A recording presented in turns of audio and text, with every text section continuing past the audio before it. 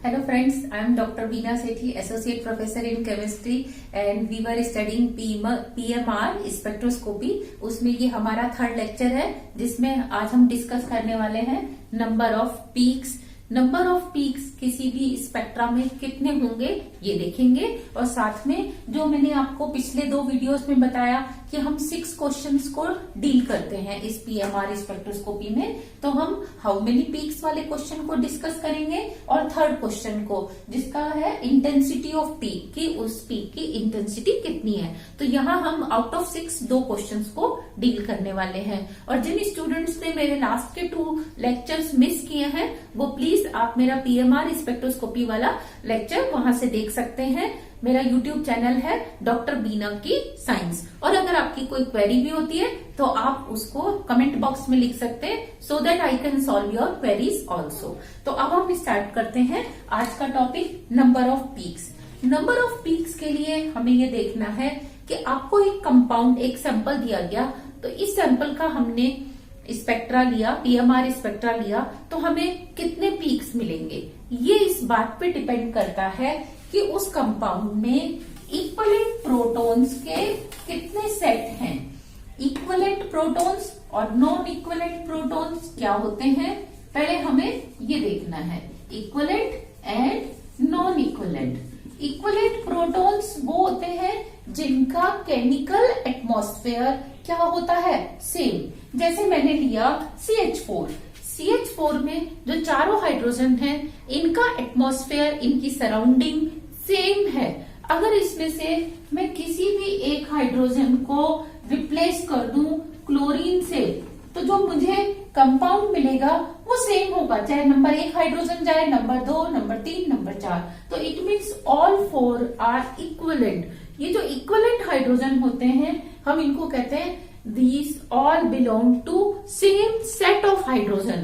तो अगर एक सेट बन गया तो हम इसको कह देंगे कि इसमें A सेट है, मीन्स एक ही सेट है हाइड्रोजन का, इक्विवेलेंट हाइड्रोजन का, जो केमिकली क्या है इक्विवेलेंट।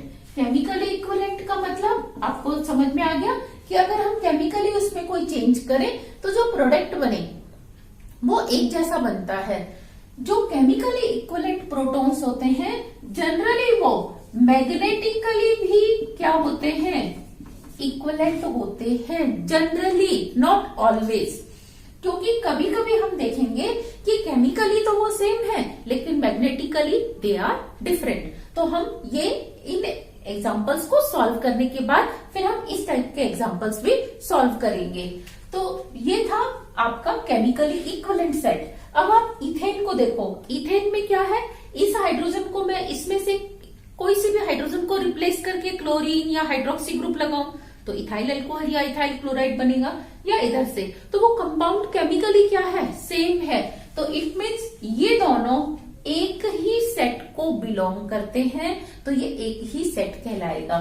सिमिलरली अगर आप यहां देखेंगे तो इन दोनों कार्बन के ऊपर जो हाइड्रोजन है इनका एटमॉस्फेयर सेम है, क्योंकि इनके नेक्स्ट पे CH2, इसके नेक्स्ट पे भी CH2 है। लेकिन ये CH2 केमिकली क्या है डिफरेंट, क्योंकि इसके 2 साइड CH3 हैं, तो इसीलिए ये अलग सेट बनेगा और ये अलग सेट। तो मीन्स आपके पास यहाँ कितने इक्विवेलेंट सेट है, 2 इक्विवेलेंट सेट हैं। और अगर हम बात करें ब्यूटेन की तो अब आप बता सकते हैं ये दोनों एक सेट के हैं और ये वाले एक सेट के हैं, तो आपको मिलेंगे यहाँ again 2 set of hydrogen. Next इसमें ध्यान दो, ये तीनों मिथाइल ग्रुप के हाइड्रोजन सेम एटमॉस्फेयर रखते हैं, तो ये सेम एटमॉस्फेयर वाले सेम सेट में आ जाएंगे और ये डिफरेंट एटमॉस्फेयर वाला डिफरेंट सेट में। अब देखो यहाँ नियोपेंटेन में चारों मिथाइल का एटमॉस्फेयर बिल्कुल सेम है, तो ये सब एक ही सेट को बिलोंग करेंगे और वो होगा A। नेक्स्ट अगर मैं मिथाइल क्लोराइड लूं तो देखो तीनों हाइड्रोजन एक जैसे हैं, तो अगेन ये एक सेट होगा। लेकिन बात करें हम इथाइल क्लोराइड की तो देखो इस कार्बन के पास क्या है, एक मिथाइल है एक क्लोरीन है, तो इसके ऊपर जो हाइड्रोजन है उनका एटमॉस्फेयर डिफरेंट है और ये वाले तीनों हाइड्रोजन का डिफरेंट होगा। इनकी जो इलेक्ट्रॉन डेंसिटी है चारों तरफ इस इन प्रोटॉन के वो डिफरेंट होगी। तो यहाँ आप देखेंगे ये 2 सेट मिलेंगे A और B। और अगर हम बात करें इथाइल अल्कोहल की तो देखो ये ए होगा, ये बी होगा, साथ में ये हाइड्रोजन का बिल्कुल अलग एटमॉस्फेयर है तो सी सेट भी होगा। सिमिलरली इथाइल अमीन में you will get 3 sets of hydrogen, और यहां हम बात करें सेकेंडरी अमीन में how many, these are 4, there are 4, 1 2 3 4, तो यू विल गेट 4 पीक्स, क्योंकि जितने हाइड्रोजन होते हैं, जितने सेट ऑफ हाइड्रोजन होते हैं उतने ही हमें पीक मिलते हैं। सेट ऑफ हाइड्रोजन का मतलब ही यही है कि इन हाइड्रोजन के जो प्रोटॉन्स हैं उनके चारों तरफ इलेक्ट्रॉन डेंसिटी इक्वल है। इलेक्ट्रॉन डेंसिटी इक्वल है तो ये मैग्नेटिक फील्ड में सेम मैग्नेटिक फील्ड स्ट्रेंथ को एक्सपीरियंस करेंगे और इनका फ्लिप क्या होगा, सेम उस पे होगा, तो इस सेम स्ट्रेंथ पे होगा, इसीलिए ये सेम कहलाते हैं, same set of equivalent hydrogen में आते हैं। अच्छा, नॉन इक्वलेंट आप समझ गए, जिनका क्या है केमिकल एटमॉस्फेयर सेम नहीं है उनको हम क्या कहते हैं, नॉन इक्वलेंट हाइड्रोजन्स कहते हैं। इसी तरह से हम देखते हैं बेंजीन। बेंजीन में 6 कार्बन के जो 6 हाइड्रोजन हैं उनका एटमॉस्फेयर क्या है, सेम। आप किसी भी हाइड्रोजन को हटा के कोई जेड ग्रुप लेके आइए या एक्स ग्रुप लेके आइए तो उसका जो केमिकल एटमॉस्फेयर होगा वो सेम ही होगा, आपको एक ही प्रोडक्ट मिलने वाला है। तो इसमें ये सभी किसको बिलोंग करते हैं, ए सेट को। अब यहाँ ध्यान दो, इथिलीन में क्या होगा, ये भी ए और ये भी ए, लेकिन प्रोपीन में आप देखो 3 टाइप के होंगे, नंबर 1, नंबर 2, नंबर 3। नेक्स्ट, अगर आप ट्यूबिडियन की बात करते हो तो ओनली 2 टाइप्स के, क्योंकि ये और ये सेम सेट होगा और ये दोनों अनसैचुरेट कार्बन का सेम सेट होगा। अब अगर आप आइसोब्यूटिलीन की बात करते हो तो ये दोनों का सेम एटमॉस्फेयर है तो ये दोनों एक सेट को बिलोंग करेंगे, ये दूसरे सेट को। अगर हम फॉर्मिक एसिड की बात करें तो ये आपका ए और ये बी। एसिटिक एसिड की बात करते हैं तो भी हमारे पास 2 सेट होंगे, लेकिन प्रोपेनोइक एसिड में यू विल हैव 3 सेट्स, 1 2 3। और डाइमिथाइल ईथर में देखो दोनों का एटमॉस्फेयर सेम है तो एक ही सेट बनेगा, आपको एक ही पीक मिलने वाला है, और यहाँ पे आपको 3 पीक मिलने वाले हैं, ए बी सी, क्योंकि इस कार्बन के पीछे CH3 है, इसके पीछे कोई CH3 नहीं है, इसलिए ये दोनों डिफरेंट है। अब देखो ये दोनों सेम होंगे तो इनको हमने ए कह दिया, और ये दोनों एक जैसे होंगे तो इनको हमने क्या कह दिया, बी। और अगर हम बात करें टोलुइन की, पहले मैं टोलुइन को डिस्कस करूं तो देखो ये ए सेट होगा और ये 5 का क्या होगा, बी सेट होगा। आगे हम देखेंगे कि ये 5 हाइड्रोजन भी एक जैसे बिहेव नहीं करते, क्योंकि इनकी डिस्टेंस, इस कार्बन से इसकी डिस्टेंस, इसकी डिस्टेंस, इसकी डिस्टेंस, ऑर्थो मेटा पैरा की डिस्टेंस अलग अलग है। तो किसी केस में तो ये 5 एक जैसा बिहेव करेंगे और कुछ ऐसे भी केस देखेंगे जहां पे ये एक जैसा बिहेव नहीं करेंगे, तो उनको हम सेपरेटली देखेंगे। पर जनरली ये ऑब्जर्व किया गया कि जब इलेक्ट्रॉन डोनेटिंग ग्रुप है, रिलीजिंग ग्रुप है, तो वहां ये 5 हाइड्रोजन एक सेट की तरह बिहेव करते हैं, लेकिन अगर क्या हो, इलेक्ट्रॉन विड्रॉइंग ग्रुप हो, लाइक NO2 विड्रॉ करता है, तो इस केस में दोनों ऑर्थो हाइड्रोजन का अलग सेट बनेगा, दोनों मेटा का अलग सेट बनेगा और पैरा का अलग सेट बनता है। तो यू गेट 3 पीक्स, जबकि इसमें इन 5 का एक पीक और इस CH3 का एक पीक मिलता है। हाँ, अगर मैं मिथाइल की जगह, इसकी जगह मैं क्या ले लूं, मैं ले लूं जाइलीन, ये देखो पैराजाइलिन ले लिया, तो अब आपको 2 ही सेट मिलने वाले हैं, एक इन दोनों का और एक इन चारों का, क्योंकि देखो ये दोनों भी इसके ऑर्थो पे है और ये वाले दोनों भी इसके ऑर्थो पे हैं, तो इनका क्या मिलता है, हमें एक सेट मिलता है। तो इस तरीके से हम रिप्लाई कर सकते हैं कि हमें स्पेक्ट्रम में, मैंने आपको सफिशिएंट नंबर ऑफ एग्जांपल्स दिए हैं, अब हम एक्सप्लेन कर सकते हैं कि how many peaks will get. अगर आपको कंपाउंड गिवन है तो you can check how many peaks you will get. Generally हम स्ट्रक्चर को देखकर ही, मॉलिक्यूलर स्ट्रक्चर को देखकर ही बता सकते हैं नंबर ऑफ पीक्स कितने हैं, लेकिन ऐसा सब में नहीं होता। उसके भी एग्जाम्पल मैं अभी आपके साथ डिस्कस करूंगी। अब मैं आपसे नेक्स्ट क्वेश्चन की बात करती हूँ, क्वेश्चन नंबर 3, जिसको हमने बोला इंटेंसिटी ऑफ पीक। हम अब डिस्कस करने वाले हैं इंटेंसिटी ऑफ पीक्स। अब देखो ये तो आपको पता चला कि यहाँ पे भी एक पीक मिल रहा है मीथेन में और इथेन में भी एक पीक मिल रहा है। तो क्या दोनों की इंटेंसिटी सेम होगी? अब सोच के देखो, नहीं होगी। क्यों? क्योंकि यहाँ पे बिकॉज ऑफ 4 हाइड्रोजन है, यहाँ पे बिकॉज ऑफ 6 हाइड्रोजन है। तो नेचुरली जो यहाँ पे पीक मिलेगा वो अगर 4 हाइड्रोजन के लिए उसकी लेंथ इतनी है पीक की, तो 6 के लिए क्या होगी? और लंबी होगी। अच्छा, इस केस में आपको क्या मिलेगा? 2 पीक मिलेंगे। तो क्या दोनों बराबर होंगे? नहीं। क्यों? क्योंकि ये 6 हाइड्रोजन के कारण है और ये बिकॉज ऑफ 2। तो 6:2 यानी कि 3:1। तो आपको 2 पीक मिलेंगे जिनकी हाइट का रेशियो क्या होगा? 3:1। जो 3 वाला होगा बिकॉज ऑफ 2 मिथाइल ग्रुप और जो छोटा वाला पीक होगा because of methylene group. Next, अगर हम ब्यूटेन में बात करें तो यहाँ पे भी आपको 2 पीक मिलने वाले हैं, लेकिन बिकॉज ऑफ 6 and 4 हाइड्रोजन। तो 6 and 4 मीन्स 3:2। तो यहाँ आपको 2 पीक मिलेंगे जिनकी इंटेंसिटी होगी 3:2। Now you can give me the intensity of these 2 peaks. It will be equal to 9:1।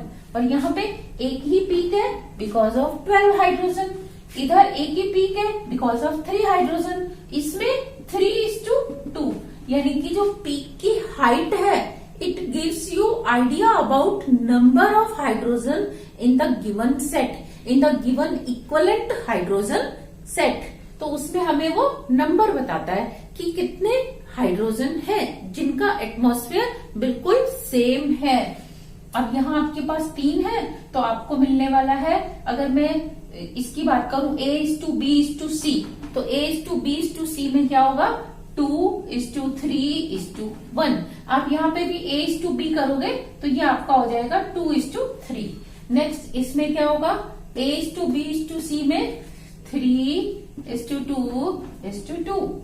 Next, इन दोनों में बात करो, 4 पीक है आपके पास। तो सबसे पहले A की 3, फिर इसकी 1, फिर इसके 2 और इसका क्या होगा?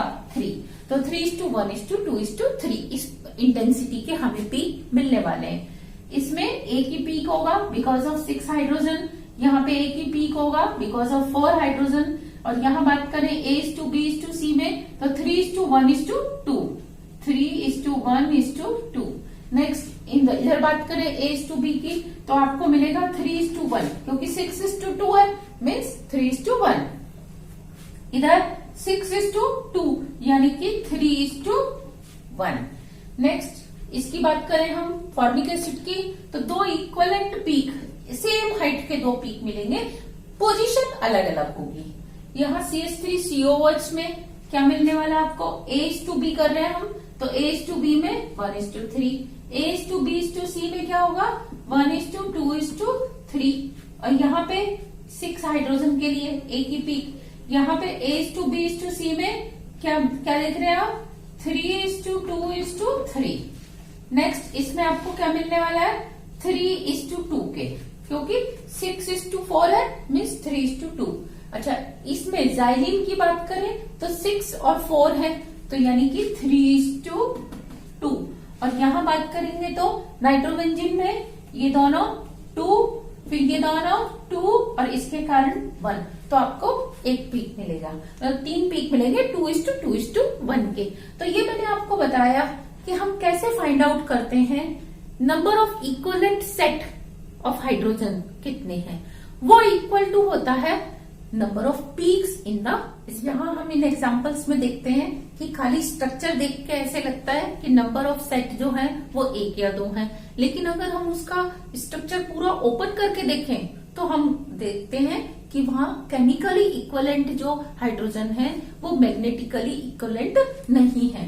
ध्यान दो, जैसे ये इथीन है, इथीन के चारों हाइड्रोजन एक जैसे हैं और हमें बिल्कुल एक ही सेट मिलता है, लेकिन क्लोराइड की तो अब क्लोरोइथीन या विनाइल क्लोराइड को अगर हम सिर्फ ऐसे देखें तो हमें क्या लगता है कि ये एक सेट और ये दूसरा सेट, हमें दो पीक मिलने चाहिए, यहाँ पे 2 सेट हैं, जबकि ऐसा नहीं है। हमें यहाँ कितने सेट मिलते हैं? अगर हम इसका पूरा कॉन्फ़िगरेशन खोल के देखें तो देखो ये हाइड्रोजन क्लोरीन के सामने है और ये हाइड्रोजन क्लोरीन के पास है, पास वाले कार्बन पे है, सेम साइड पे, जबकि ये हाइड्रोजन क्या है, क्लोरीन से दूर है। तो आपको एक सेट तो इसका मिलेगा, लेकिन ये दोनों हाइड्रोजन जिनको आप इक्वलेंट कंसीडर कर रहे थे, magnetically they are not equivalent.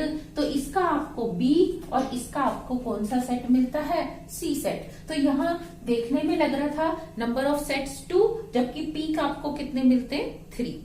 अगर आप इस स्ट्रक्चर की बात करो ट्रांस की, तो ट्रांस में हाइड्रोजन जो है वो क्या है, इक्वलेंट है, तो इनका आपको एक ही सेट मिलता है।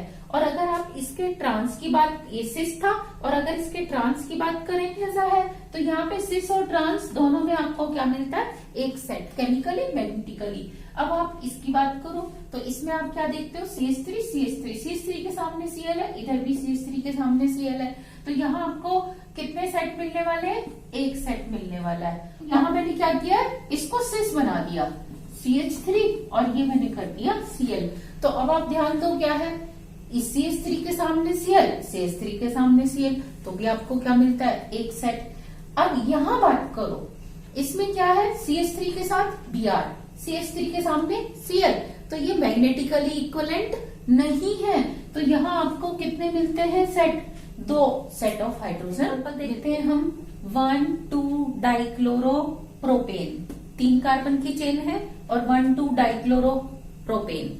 इसमें हम क्या देखते हैं कि अगर खाली बिना उसको ओपन किए स्ट्रक्चर को देखें तो ये हमारे पास आता है CH2Cl CHCl CH3, और आप कहेंगे कि नंबर ऑफ सेट्स 1 2 3 होने चाहिए।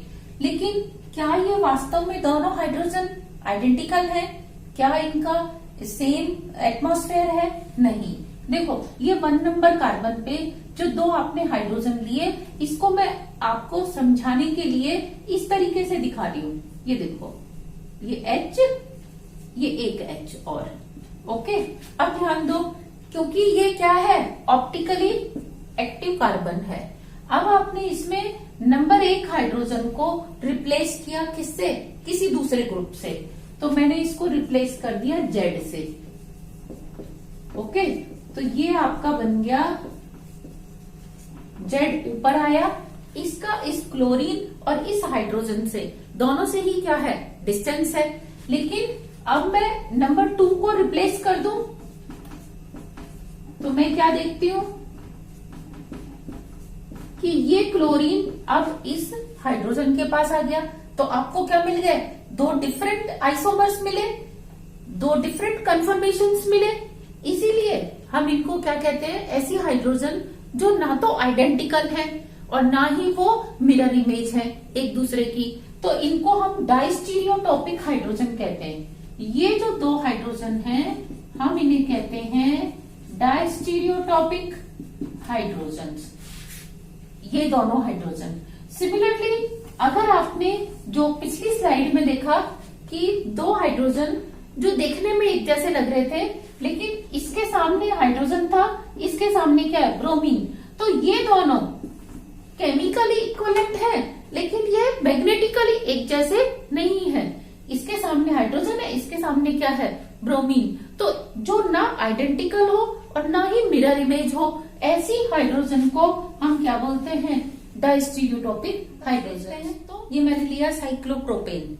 साइक्लोप्रोपेन में क्या है कि 3 कार्बन ऐसे ट्रायंगल के सेंटर में है और सबके पास एक hydrogen above the plane, 1 below the plane, above the plane, below the plane, above the plane, below the plane. तो ऊपर आपको 3 हाइड्रोजन मिलती है 120 डिग्री के ऊपर, और यहाँ पे भी 120 डिग्री के एंगल पे यू गेट 3 हाइड्रोजन। तो इसलिए आपको एक ही पीक मिलता है जिसको आप A कहते हो, and it is because of 6 hydrogen, all 6 are equivalent. लेकिन हम बात करें डाइक्लोरो कंपाउंड की, यहाँ मैंने क्या किया, 2 क्लोरीन ले लिए और दोनों क्लोरीन मैंने नीचे रखे सिस पोजीशन पे।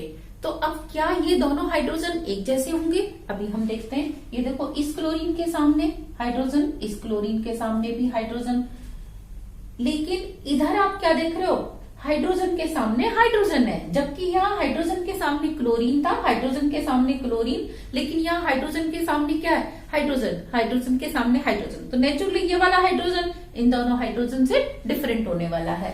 तो ये हो गया बी। अब मेरे को ये देखना है कि क्या ये हाइड्रोजन इसके जैसा ही है या डिफरेंट है। तो आप देखो इसके पास सेम प्लेन में क्या है, 2 हाइड्रोजन, जबकि नीचे वाले हाइड्रोजन के पास 2 क्या है, क्लोरीन। तो इनका बिहेवियर एक जैसा नहीं होता, मैग्नेटिक इक्विवेलेंसी इनमें नहीं होती, एंड यू गेट 3 पीक्स। ये मैंने सिस डाइक्लोरो लिया था, 1,2 डाइक्लोरो साइक्लोप्रोपेन, जिसमें मैंने सिस आइसोमर लिया। यहां मैंने क्या लिया, ट्रांस आइसोमर।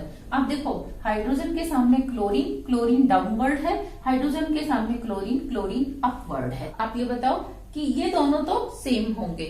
अब मेरे को बात करनी है कि ये जिसके सामने एक हाइड्रोजन है बी, ये इनसे तो डिफरेंट है, लेकिन क्या ये आपस में डिफरेंट है या सेम है। तो ध्यान दो, इसमें हम क्या करते हैं कि आपने लिया एक क्लोरीन ऊपर और एक क्लोरीन नीचे, ये 2 हाइड्रोजन। तो इस हाइड्रोजन को एक साइड क्या मिलता है, हाइड्रोजन, एक साइड क्लोरीन, इसको एक साइड क्लोरीन, एक साइड हाइड्रोजन, और सामने तो हाइड्रोजन है ही। तो इसका मतलब ये हाइड्रोजन इक्विवेलेंट है इस हाइड्रोजन के। तो ट्रांस के केस में यू गेट ओनली 2 पीक्स, और सिस के केस में यू गेट 3 पीक्स। अब ये आपका है 1, 2, 3 ट्राइक्लोरो, और तीनों क्लोरीन नीचे हैं। तो यहां आपको कितना मिलता है, 1 पीक। अब मैंने क्या किया, 2 क्लोरीन ऊपर ले लिए और 1 क्लोरीन नीचे ले लिए। तो देखो सेम कार्बन की बात करें तो सेम कार्बन पे तो सबका एटमॉस्फेयर एक जैसा है। इस हाइड्रोजन के सामने क्लोरीन है, इस हाइड्रोजन के सामने, इस हाइड्रोजन के सामने। लेकिन अगर हम प्लेन की बात करें, सराउंडिंग की बात करें, तो इस हाइड्रोजन के सराउंडिंग में यू आर सीइंग 2 क्लोरीन, जबकि इस जो हाइड्रोजन है, ये वाली 2 हाइड्रोजन नीचे वाली, इनके सामने सेम फेज में केवल 1 क्लोरीन है। तो इसका मतलब ये दोनों हाइड्रोजन एक जैसी है, इससे डिफरेंट है।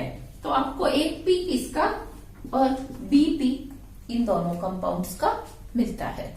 ये मैंने लिया सिर्फ 1 क्लोरीन।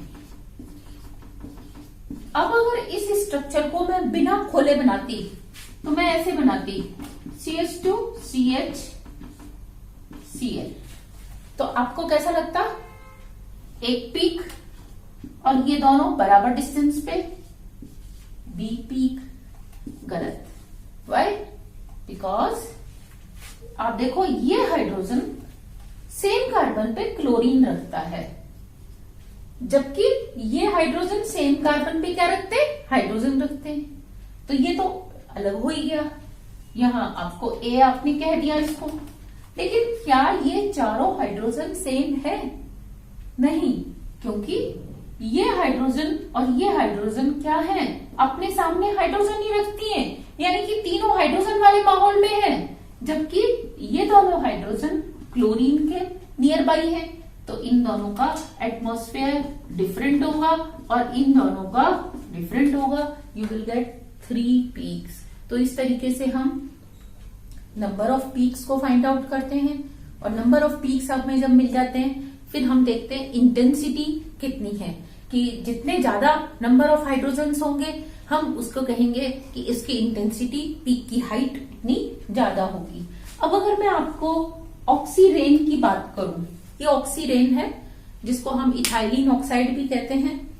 इसमें क्या है, एक कार्बन की जगह ऑक्सीजन आ गया, ये ऑक्सीजन है, तो इसके पास तो कोई हाइड्रोजन है ही नहीं, ये तो पूरा इसी के अंदर ही है, इसको मैंने छुपा लिया। अब देखो हाइड्रोजन हाइड्रोजन हाइड्रोजन हाइड्रोजन, तो जो एटमॉस्फेयर इन दोनों का है, ये पास पास हाइड्रोजन सामने ऑक्सीजन, पास पास हाइड्रोजन सामने ऑक्सीजन, तो इसलिए ये दोनों क्या होंगे, एक जैसे हाइड्रोजन होंगे, और आपको 4 हाइड्रोजन के लिए एक ही पीक मिलने वाला है। एक्सरसाइज फॉर यू कि आपने ये खुद ने सॉल्व करना है। दिस इज क्वेश्चन नंबर 1, जिसमें आप एक तरफ इथाइल है, methyl. Question number 2 cumene, cumene ना isopropyl benzene. Question number 3 toluene. Question number 4 ethyl benzene. Question number 5 2 butanol. Question number 6 allyl alcohol. Question number 7 आप देख रहे हो methyl oxirane. And question number 8 cyclobutanol, या हम इसको बोलते हैं प्रोपॉक्सी आइसोप्रोपाइलिन ऑक्साइड। अब आप मुझे नंबर 8 में हमने 4 मेंबर्ड रिंग लिया है जिसमें ये एक ऑक्सीजन है। You have to find out number of peaks और नंबर ऑफ इक्विवेलेंट सेट। ये आपने अपने आप करना है और इसका आंसर मैंने आपको डिस्क्रिप्शन बॉक्स में अपने वीडियो के नीचे पर जाए। उससे पहले हम ये एक एक्सरसाइज और करेंगे ताकि आपको ये पता चले कि पोजीशन ऑफ पीक को पढ़ना क्यों इम्पोर्टेंट है। देखो मेरे पास 8 कंपाउंड्स गिवन है, इथाइलिन, मीथेन, नेक्स्ट है 2-ब्यूटाइन, इथेन, ये 2-ब्यूटीन, and this one is propane, this one is 2,6-octadiene, next is butane। इन 8 के लिए ये 4 स्पेक्ट्रा गिवन है। देखो इथाइलिन में नंबर ऑफ सेट एक ही है 4, इसमें भी क्या है एक ही है 4, इसका मतलब इसमें सिंगल पीक मिलेगा। अच्छा इधर देखो 6 हाइड्रोजन एक जैसे हैं, एक ही एटमॉस्फेयर के, एक ही एनवायरमेंट के, एक पीक मिलेगा। इसमें भी कितना मिलेगा एक पीक। तो इन 4 कंपाउंड्स के लिए मुझे एक ही पीक मिलने वाला है, लेकिन पीक की हाइट क्या है देखो इसमें 4 के कारण जबकि इन दोनों में 6 के कारण। तो अब मैं इसमें सर्च करूंगी कि कौन से ऐसे पीक्स है जिसमें सिंगलेट है, एक पीक है, सिंगल पीक है। नेचुरली ये 2 हैं। अब इनकी मैं हाइट देखूंगी कि भाई किसकी कम है किसकी ज्यादा, क्योंकि इन दोनों के लिए 4 के कारण है, इन दोनों के लिए 6 हाइड्रोजन रिस्पॉन्सिबल है। तो ये वाला जो पीक है वो किसके लिए है 1 और 2 नंबर के कंपाउंड के लिए, जबकि ये किसके लिए है 3 और 4 के लिए है। तो अब मैंने इसको तो सॉल्व कर दिया। नंबर 5-6 की देखो 5 और 6 में 2 टाइप के हाइड्रोजन है और इंटेंसिटी क्या होगी 6:2 और इधर 6:2, तो दोनों में 6:2 है, 2 पीक और 6:2। और यहाँ पे हम देखें 7 और 8 में 2 पीक मिलेंगे क्योंकि एक तो सेट इन दोनों मिथाइल का होगा, दूसरा सेट क्या होगा इन दोनों मिथाइलिन ग्रुप्स का होगा। तो अब इसमें 6:4 और अगर हम ब्यूटेन की बात करें तो भी 6:4। तो यानी कि 5 और 6 में 2 पीक मिलेंगे, 6:2 मीन्स 3:1। तो देखो इन दोनों में से कौन सा पीक ऐसा है जिसमें 2 पीक भी हो और 3:1 का रेशियो। तो देखो 3:1 का ये रेशियो है, जबकि इन दोनों के लिए कंपाउंड नंबर 7 और 8 के लिए 3:2 का है। तो हम कह देंगे ये जो स्पेक्ट्रा है ये 5 और 6 कंपाउंड के लिए है, ये स्पेक्ट्रा किसका है 7 और 8 कंपाउंड के लिए है। तो अब हमें यहाँ पे आधी इंफॉर्मेशन तो मिल गई कि भैया ये 7 और 8 के लिए है, ये 5 और 6 के लिए है, और ये दोनों 1, 2 और ये दोनों 3 और 4 के लिए। अगर वो आपको इस तरीके से एक स्पेक्ट्रा ना बनाकर आपको वो ये 2 स्पेक्ट्रा देता, एक ये देता और एक आपको ये देता, देखो दोनों में क्या फर्क है, दोनों में एक पीक है और हाइट भी दोनों की आप बराबर बना लो क्योंकि दोनों में 4 हाइड्रोजन है। अब आपको ये पता लगाना है कि इन दोनों में से कौन सा नंबर 1 का है और कौन सा नंबर 2 का। तो बताओ कैसे पता लगाएंगे। इसके लिए हमें क्या पता होनी चाहिए कि मीथेन के हाइड्रोजन का पीक कौन से H0 पे आता है, पोजीशन इसकी यहाँ है और इसकी यहाँ है। तो जब तक हमें पोजीशन पता नहीं होगी तब तक हम क्या बता नहीं सकते कि ये कौन से कंपाउंड का स्पेक्ट्रा है। तो इसीलिए मैं आपको रिक्वेस्ट करूंगी कि अभी हमने इसके अंदर बहुत सारा इंटरेस्टिंग पढ़ना है, तो आप मेरे जो आने वाले लेक्चर्स हैं उनको जरूर अटेंड करें, और जिन्होंने मेरे पिछले लेक्चर छोड़ दिए हैं या उनसे छूट गए हैं तो आप मेरे वो YouTube चैनल डॉक्टर बीना की साइंस पे जाके वो दोनों लेक्चर देखिए, और कोई क्वेरीज है तो कमेंट बॉक्स में डालिए, मैं आपकी क्वेरीज को सेटिस्फाइड करने की कोशिश करूंगी। Thank you.